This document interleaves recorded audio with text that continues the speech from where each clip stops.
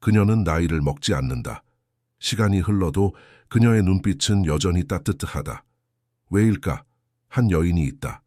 세월 속에서 여러 번 무너졌고 슬픔과 상실을 경험했다. 그러나 그녀는 굳어지지 않았다. 오히려 더 가벼워졌고 내면의 빛이 깊어졌다. 젊을 때의 그녀는 많은 것을 원했고 두려움 속에서 흔들렸다. 하지만 나이가 들면서 그녀는 알게 되었다. 겉모습이 사라져도 영혼이 빛나면 사람은 늙지 않는다는 것을. 칼 융은 이렇게 말했다. 영혼이 성장할 때 얼굴도 함께 변한다. 겉으로 보이는 나이가 아니라 내면에서 자라는 깊이가 그녀를 나이를 초월하게 만든다. 오늘 이 영상에서 우리는 묻는다. 왜 어떤 사람은 시대에 묶이지 않는가? 왜 어떤 이는 고단한 세월 속에서도 항상 빛나는가? 그 비밀은 단순하다. 나이는 숫자일 뿐, 진정한 노화는 영혼의 쇠퇴에서 시작된다. 이제 우리는 그 문을 연다. 영혼이 어떻게 빛나며 그 빛이 어떻게 시간을 넘어서는지. 그녀는 늙지 않는다. 왜냐하면 그녀의 영혼이 빛나기 때문이다. 나이를 먹는 것은 누구에게나 공평하게 주어지는 운명이다. 피부는 느슨해지고 머리카락은 휘어지고 관절은 서서히 말이 줄어든다. 몸은 하루하루 중력에 순응하고 세상의 리듬과도 조금씩 어긋나기 시작한다. 이 모든 변화는 피할 수 없다. 그러나 그 변화에 영혼이 끌려갈 필요는 없다. 육체의 늙음과 영혼의 늙음은 전혀 다른 것이다. 몸은 시간에 순응하지만 영혼은 어떻게 반응하느냐에 따라 더 젊어질 수도 더 일찍 쇠퇴할 수도 있다. 칼 융은 이렇게 말했다. 영혼이 성장을 멈추는 순간 진정한 노화가 시작된다. 그는 나이가 드는 것보다 더 무서운 건 내면이 굳어지는 것이라고 보았다. 많은 사람들이 늙는다는 사실에 괴로워한다. 하지만 그 괴로움의 본질은 신체 변화 때문이 아니다. 실은 우리가 더 이상 배우지 않고 꿈꾸지 않고 변화를 받아들이지 않을 때 비로소 영혼이 늙기 시작한다. 누구나 어린 시절에는 눈이 반짝인다. 작은 것에도 감동하고 모든 것의 가능성을 본다.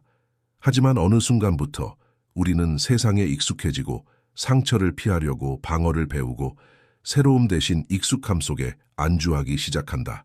그때부터 우리는 늙는다.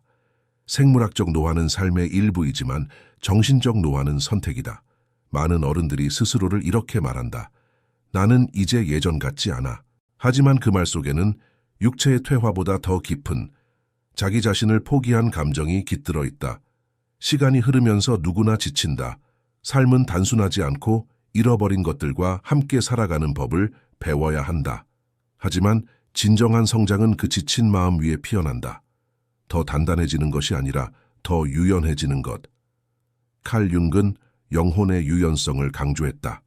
그는 인간이 나이가 들수록 오히려 자기 안의 그림자와 빛을 더 통합해가는 다합 개성화 과정, individuations로 더 깊은 존재가 될 수 있다고 보았다. 시간이 축적되는 만큼 영혼은 더욱 투명해질 수 있다. 당신은 아마도 이런 사람을 본 적 있을 것이다. 주름진 얼굴이지만 그 안에 아이 같은 순수함이 있고 세상을 여러 번 살아낸 눈빛이지만 아직도 처음처럼 듣고 처음처럼 웃는 사람. 그런 사람은 나이를 먹었지만 굳지 않았다. 경험은 많지만 다치지 않았다. 그녀는 그렇게 말할지도 모른다. 나는 살아있는 동안 계속 배우고 있어요. 그래서 내 안은 여전히 젊어요. 그녀는 젊어 보이려고 노력한 게 아니다. 단지 자신의 마음을 포기하지 않았을 뿐이다. 영혼이 빛나는 사람은 고통을 부정하지 않는다. 상처를 피하지도 않는다. 오히려 그것들과 함께 살아간다. 그렇게 삶을 껴안은 사람만이 세월 앞에서도 당당할 수 있다. 몸이 늙는 것은 자연스러운 일이다. 하지만 마음이 굳는 순간 영혼은 그 자리에서 멈춰버린다. 그리고 그 멈춤이 진짜 늙음의 시작이다. 그러니 우리에게 중요한 질문은 이것이다. 나는 지금 나이를 먹고 있는가? 아니면 단단해지고 있는가? 다치고 있는가? 멈추고 있는가? 성장은 부드럽다. 성장은 유연하다.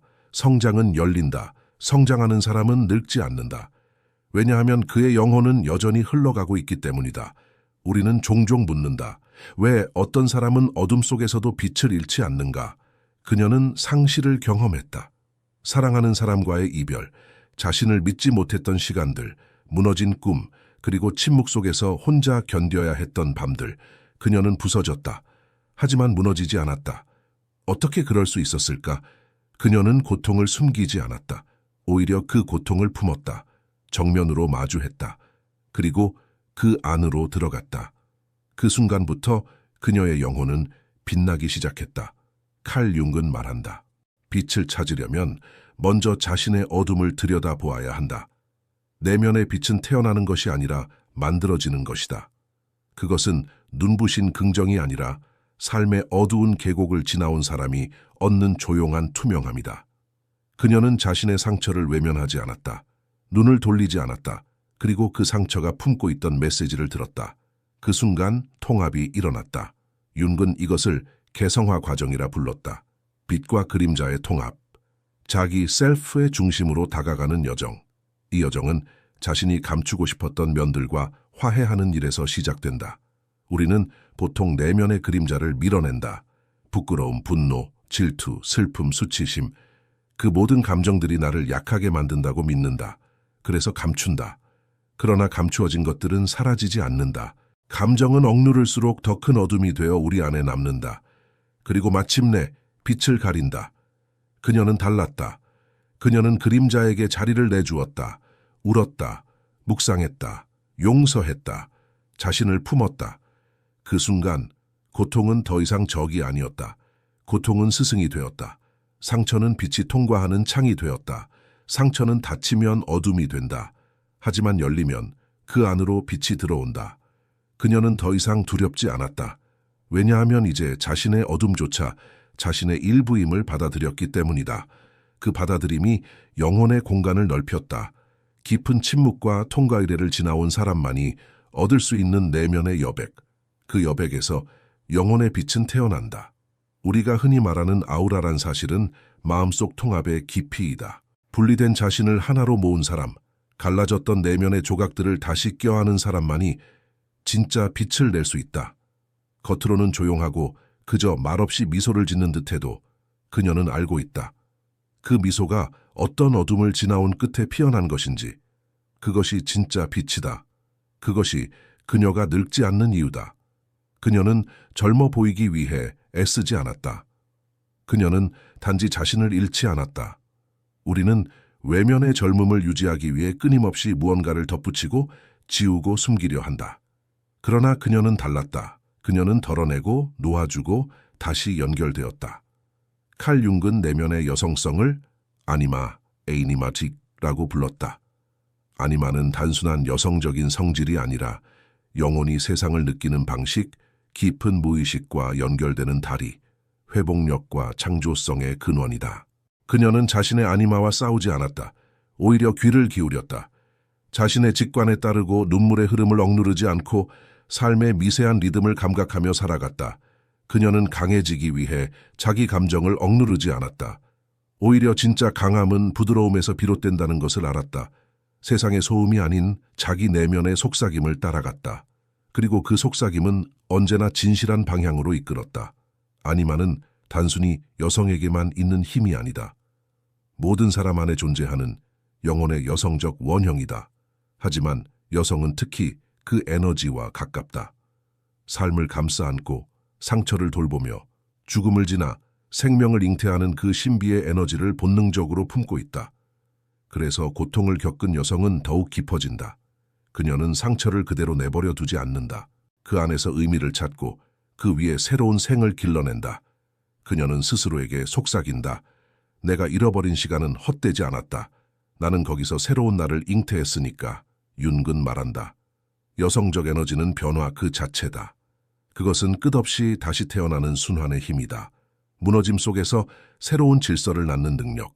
그녀는 젊은 시절보다 오히려 지금 더 깊고 아름답다. 왜냐하면 이제는 겉모습이 아닌 진실된 에너지로 존재하기 때문이다.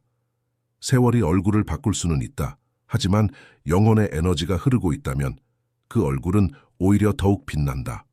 그 빛은 화장이나 옷으로 흉내낼 수 없다. 그 빛은 삶을 통과해온 자만이 지닐 수 있는 빛이다. 그녀는 창조했다. 무언가를 말로 다 설명할 수 없는 어떤 것을. 그리고 그 창조는 상처와 용서와 통합에서 비롯된 것이다. 진정한 여성적 에너지는 회피가 아니라 돌파다. 억제가 아니라 표현이다. 있는 것이 아니라 끌어안는 것이다. 그녀가 늙지 않는 이유는 그녀가 자기 자신과 다시 연결되었기 때문이다. 아니마는 우리에게 묻는다. 당신은 지금도 당신 안에 생명을 느끼고 있나요? 그 질문에 예라고 대답할 수 있는 사람은 늙지 않는다. 그는 계속해서 피어나기 때문이다.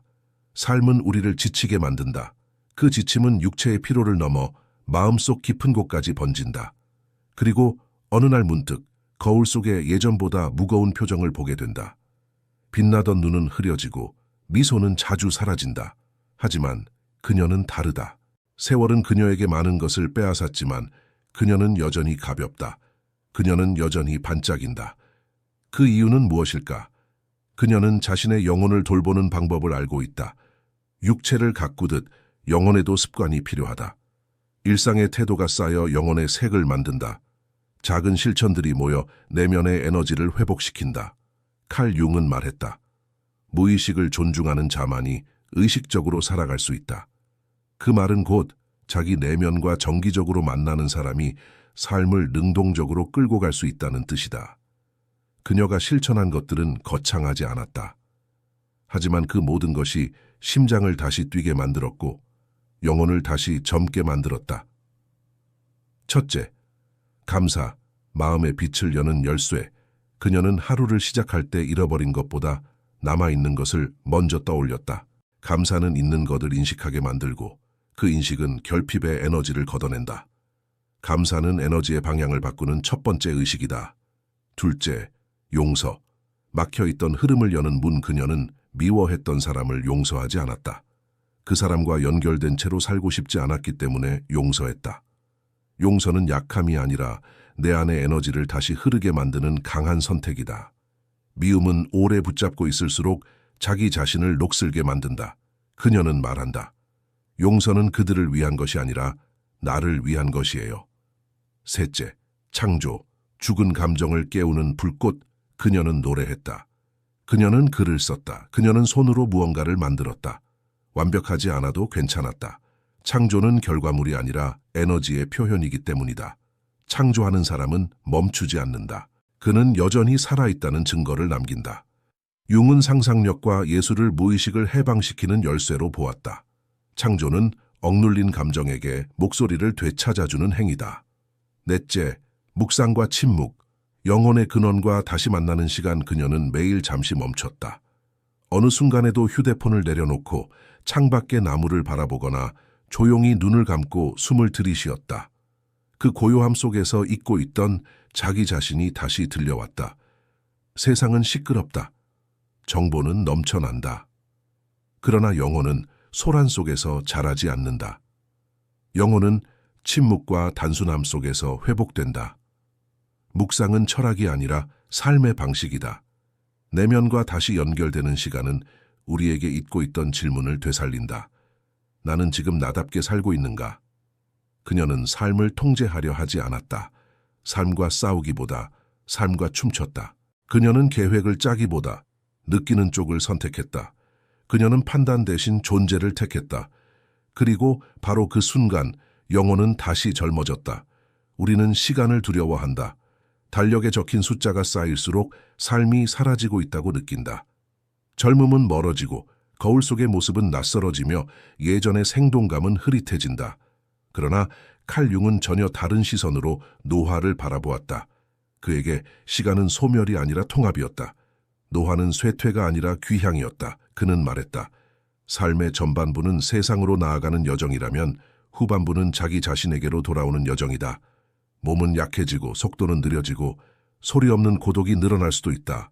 그러나 그 모든 변화 속에서 한 가지는 점점 더 선명해진다. 내면의 목소리, 진짜 나의 중심, 흔들림 없는 나의 본질. 융은 그렇게 말했다. 후반기의 삶은 질문이 바뀐다. 무엇을 얻을 것인가에서 무엇으로 남을 것인가로.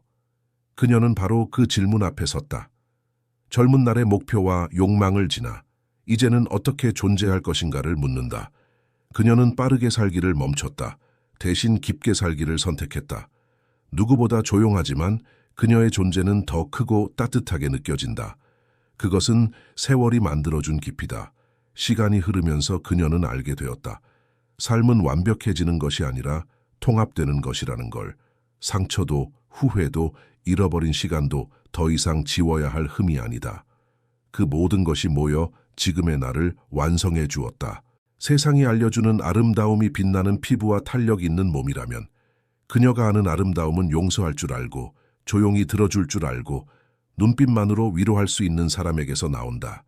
그녀는 더 이상 젊지 않다. 그러나 그녀는 늙지도 않았다. 그녀는 단지 깊어졌다. 더 넓어졌다. 더 투명해졌다. 그래서 그녀를 보면 나이는 의미를 잃는다. 시간이 흐른 것이 아니라 빛이 축적된 것처럼 느껴진다. 진정한 젊음은 숫자에 있지 않다. 그것은 의식의 상태에 있다. 깨어있는 사람, 내면과 연결된 사람, 자기 삶을 품은 사람은 언제나 빛난다. 시간은 우리에게 말하지 않는다. 너는 늙고 있다. 시간은 단지 거울처럼 보여줄 뿐이다. 당신의 영혼이 지금 어떤 상태인지, 어디를 향해 가고 있는지, 무엇과 화해했는지.